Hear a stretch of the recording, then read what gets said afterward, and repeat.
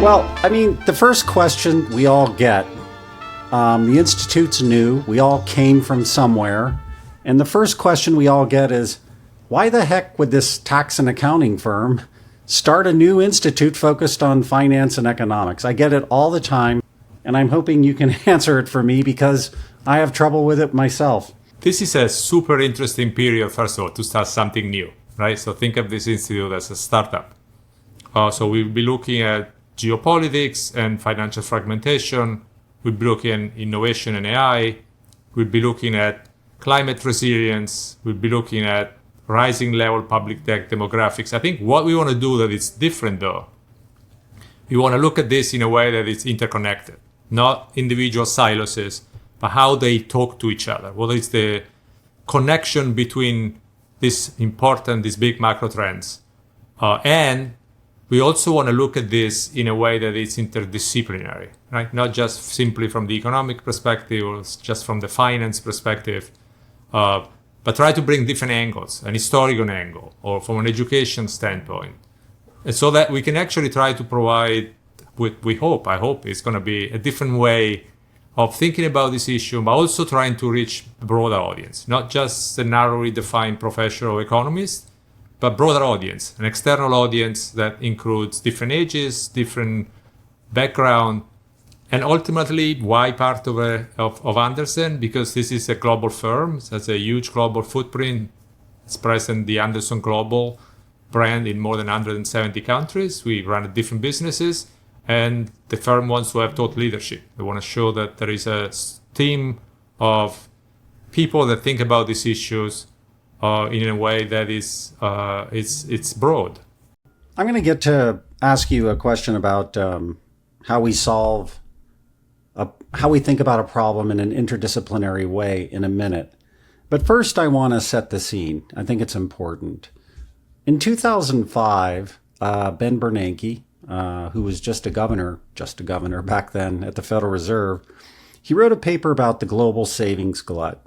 So this phenomenon had many names. Bretton Woods II was another name given to it. And it's a world every single American more or less enjoyed. We had low interest rates. The world was globalized, so we could access labor all around the world. And so we bought goods and services from the rest of the world, and those dollars were recycled back into our financial markets, and we enjoyed low interest rates, and the economy grew with disinflation. The world looks really different today in a lot of ways. It seems like we're breaking up, yes, into alliances. Can you talk about why this is important and how the Institute may approach this question, which I think is really big?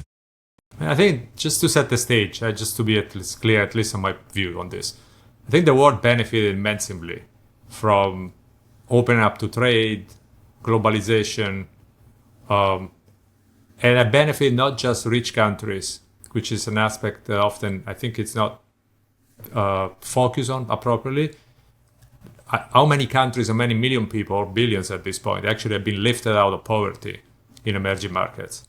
So there's been broad benefits, and the benefits that attain also, if we want to just look at the United States, specifically the US has benefited immensely. US corporates, US in terms of soft power, in terms of the influence of the United States.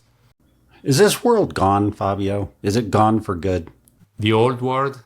The world of the 70s and 80s? Yeah, the world of globalization and free flow of goods, people, capital. Is it evolving? What's happening to it? I hope not. As an economist, we have been trained to think that there are benefits. That again, the pie gets bigger. What we need to remind, though, is to make sure that everyone has access to this pie. And that, you can think of this in a different way, right? So a world that becomes more geopolitical tensions, increasingly fragmented.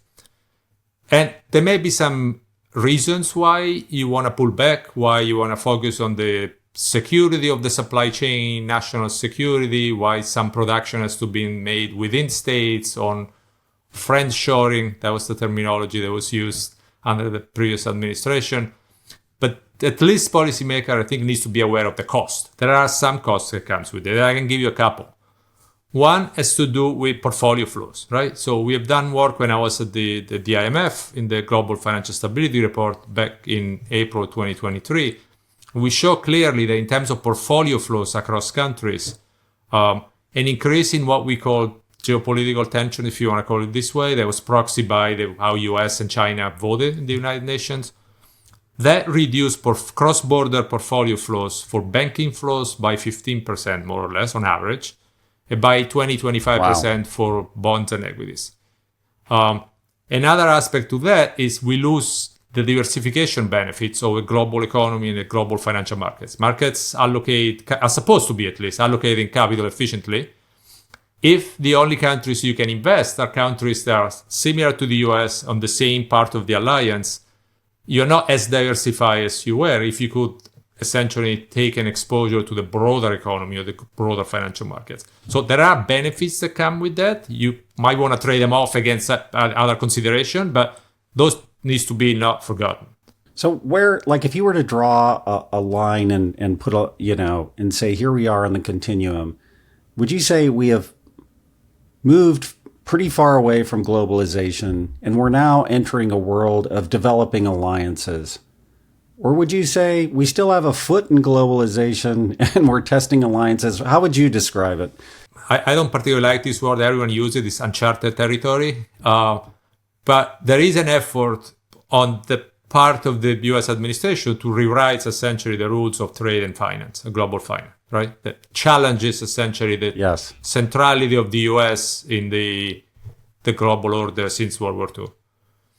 My personal view is one that we all live in one planet. Some of those shocks are global, right? I can pick two. COVID, it's one. That affects the entire globe.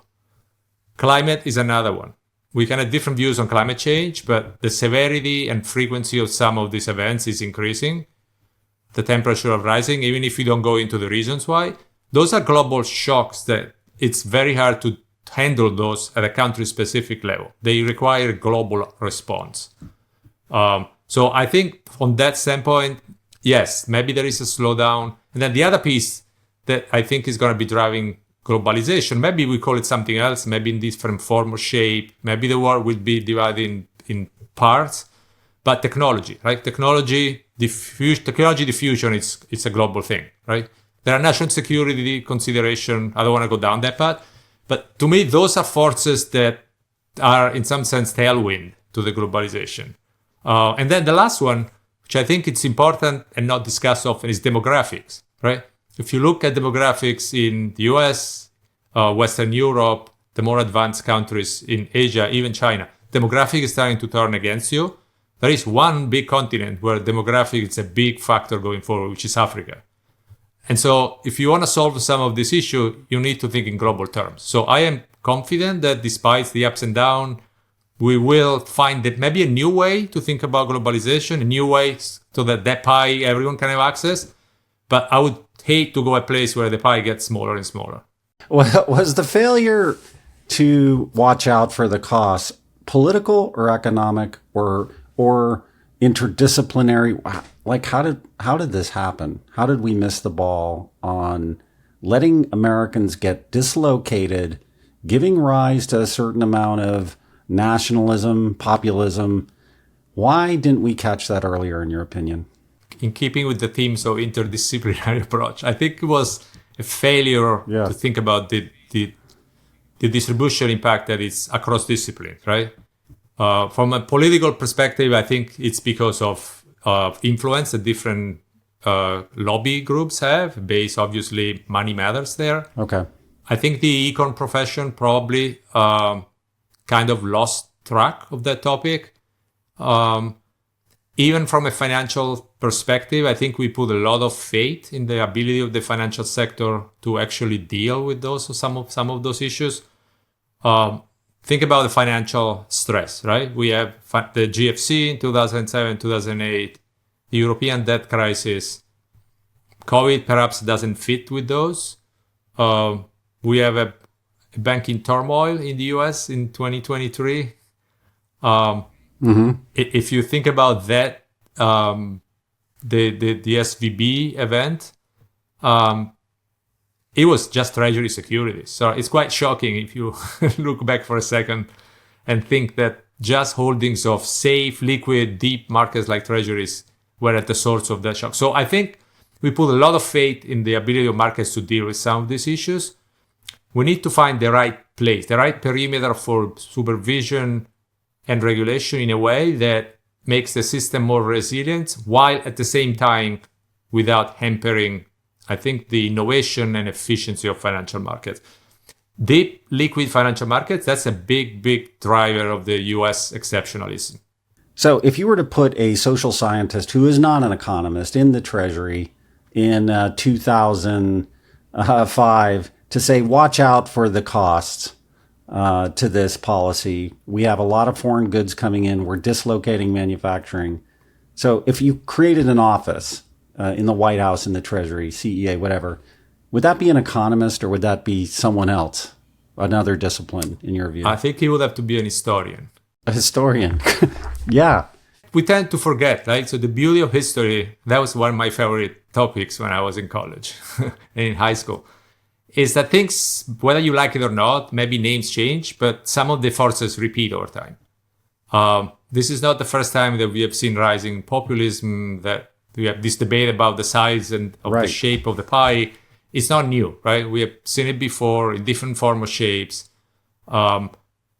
And so I think someone that is able to step back and provide at least an historical perspective, it doesn't have to play out the same way. I think the way it played out in the past. And then I would put also, again, someone that is also able to look across discipline, right? So it's not just trade policy. It's not just innovation. It's a combo of those. And this is what we're trying to do with this institute. We want to look at these forces in a way that is the interconnection between those. So this is part of the Institute's effort, right? We want to look back to learn from the back without being stuck in the past, right? That's the challenge. Learn from the past and adapt it for what it's useful for the future.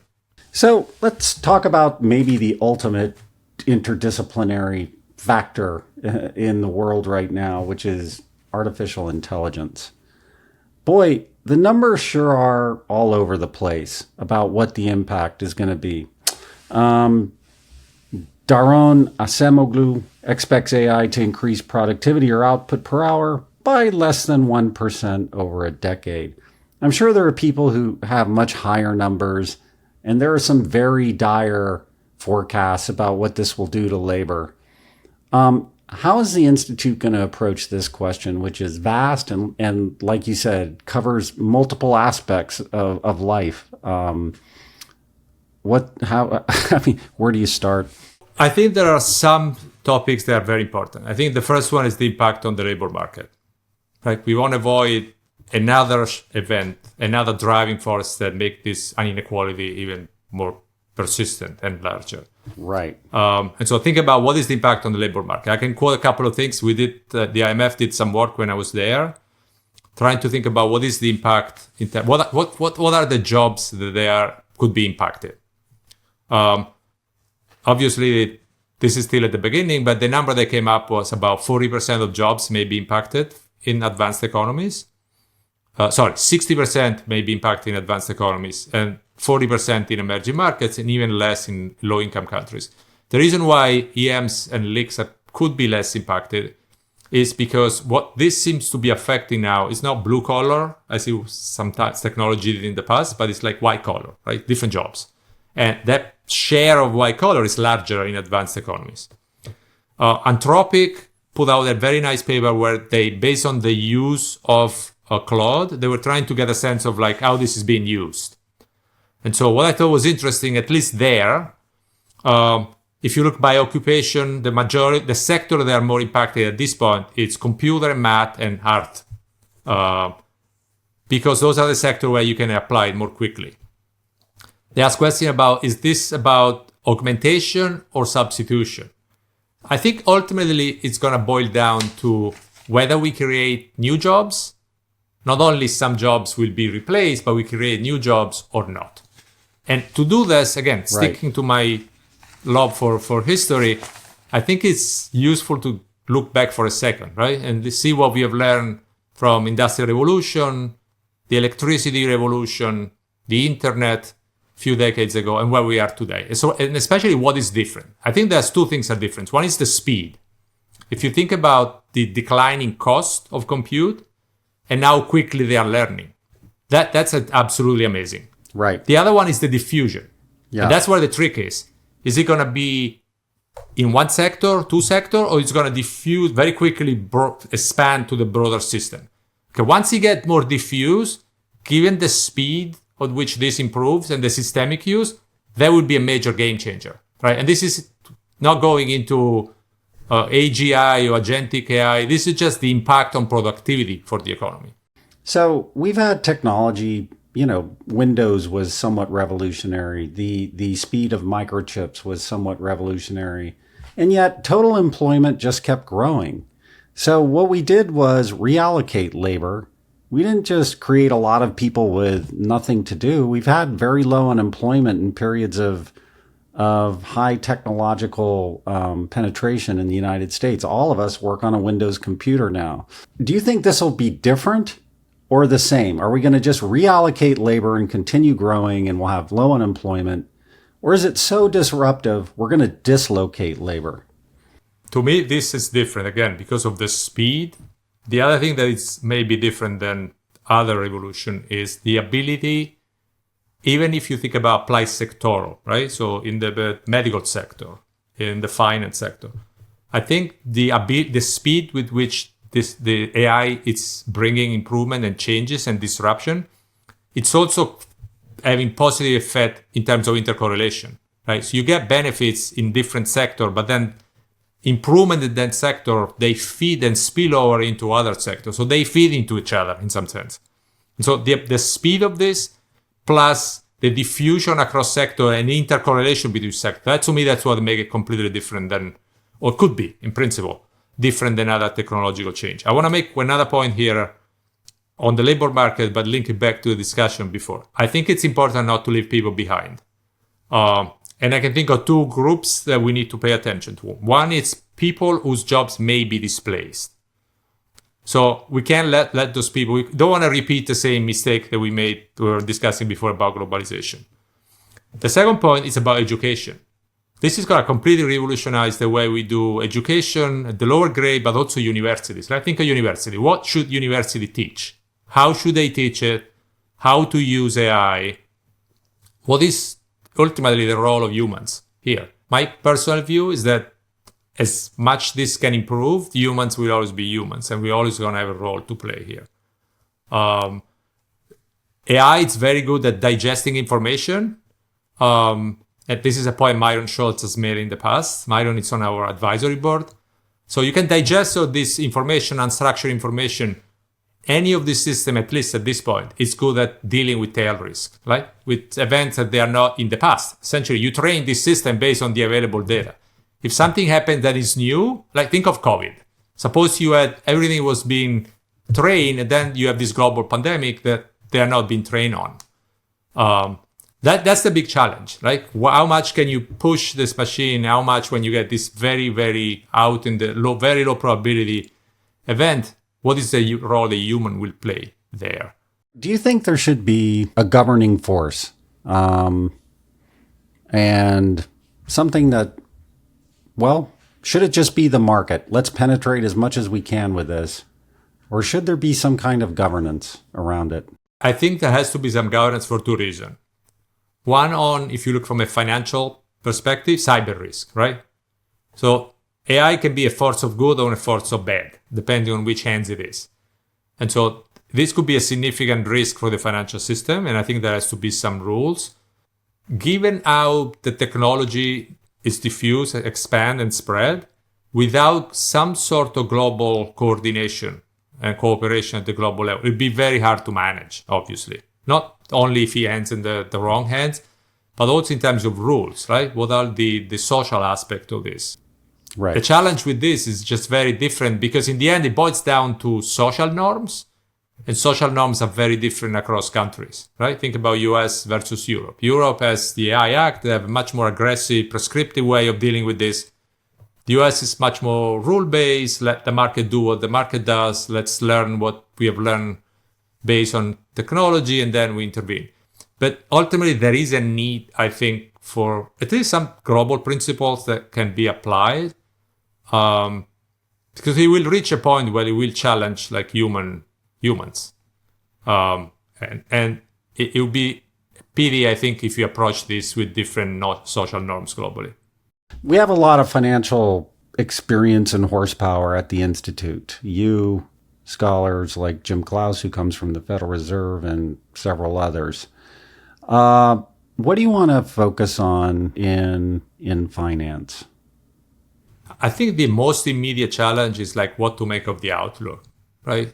So we are not in the business of forecasting, so we're not going to come up with point estimate of global GDP, US GDP, inflation. But I think there is a huge demand, at least based on the first 8 months experience, both internally with the firm's clients, but also outside.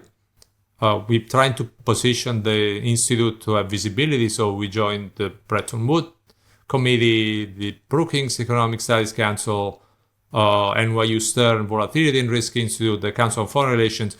There's a lot of demand for understanding. And the big question now to me is uncertainty, particularly with respect to trade policies. Right? This is a very different shock. It's a policy-driven shock. It's an attempt to rewrite the rules of trade and finance. It's not COVID, it's not an exogenous pandemic, it's not a subprime crisis, it's not a war. It's driven by policy, intentionally. I want to go back to the point of uncertainty in financial markets. You raised the diversification risk, but markets seem to be somewhat volatile, functioning pretty well. Longer term, if this uncertainty about things like trade policy, the fiscal debt, if that persists, what will it cost ordinary Americans and how will it affect the way we live? So I think that's where the Institute can play a role in terms of stepping back and providing the bigger picture, right? What are the forces at play here? So we have, on one hand, we have an intentional effort to rewrite the world order, right? The rules of trade, finance, and this move toward mercantilistic policies that is not just a US phenomenon, right? I think at this point you can see in different countries across the globe. This is happening at a time when you have this huge technological innovation that we just discussed. It's coming at a time when, coming out of COVID, we have these rising levels of public debt. So a lot of resources that, instead of being employed in the private sector implicitly, are being directed toward the public sector, the financing of public debt. Right? The US has come out of post-COVID with relatively low level of private credit borrowing, both household and corporations. People like to call it financial repression. Essentially, it's a way to push money to finance the public debt. We also have this like climate resiliences challenges with this more recurring, more frequent climate events. So this is happening all at the same time. And at the center is the US in some sense, where for decades post-World War II, the US has been at the center of the system, of the world center. Hard power, soft power, and it benefited immensely. Think about the US corporation, right? 50% or so of earnings of your corporation are abroad now. So how did the question that people are asking is the US exceptionalism will continue or not? And what we have seen in some specific episode in the last couple of months has been episodes where normally you would have seen what we call flight to quality, meaning when there is stress, maybe risk assets go down, but you would see the dollar appreciate. Instead, we have seen, despite the fact that rates were going up, so more attractive interest rate in the US, risk asset down, we have seen the dollar depreciate. And so the question has been whether this is a change moving away from US exceptionalism toward more bipolar or tripolar world. Wow. So, I mean, like you, in my career, I've seen global capital flows and trade just, yes, dislocate. I won't, I have to acknowledge that like you did. But I've also seen the enormous benefits of capital flows and telephone systems modernizing when I was in Latin America, and inflation rates falling in places like Argentina to very low levels, or Chile. So, boy, if this is changing, it's really hard to believe it's going to be better. And I think it's a great thing for the Institute to focus on. And it's just because I've been living it like you for so long, it's hard to think, what is the risk? And like you say, I guess it's just uncertainty. This is what we're living with. How will it change? So that seems like a great mission. So thanks for talking about that. No, thanks for having me. I look forward to the next one.